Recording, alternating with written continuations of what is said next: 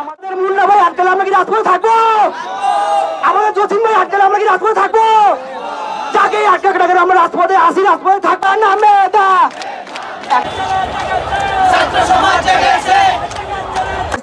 কিছু ভাইকে বলতেছিলাম যে 200 বা 100 যাই হোক না, মঞ্চ সেখানে চলে যান, কেউ আটকাতে পারবে না। আমরা তো ছিলাম 7-8 বছর ছিলাম, ইনশাল্লাহ কেউ কখনো কিছু, সবার সাপোর্টটা ছিল। আপনাদের জন্য শুভ। আমাদের এরকম কর্মসূচি চলবে যতদিন পর্যন্ত আমাদের দাবি বাস্তবায়ন না হবে।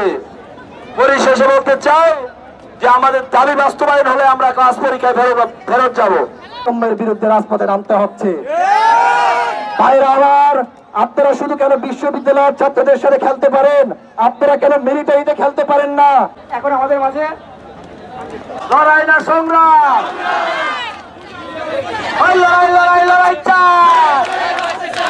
আগামীতে কি আমাদের সংগ্রাম আবার চলবে? আমরা কি আবার রাজপথে আসবো? আপনারা রাজি তো?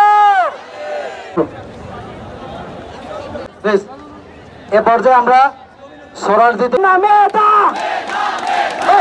না মেয়েটা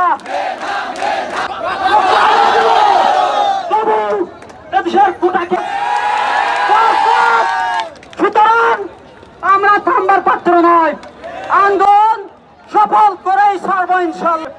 আপনারা মনে রাখবেন, জগন্নাথের শিক্ষার্থীরা আমার, তবে বঙ্গবন্ধু আমাদেরকে একটা জিনিস শিখিয়ে দিয়ে গেছেন।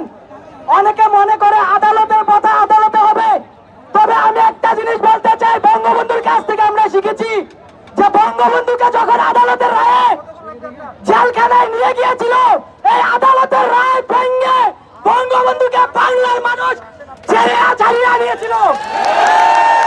তাই একটা কথা বলে দিতে চাই, মেধাবীদের বুকে পাড়া দিয়ে কোটা সংস্কার, কোটা বহাল রাখা চলবে না।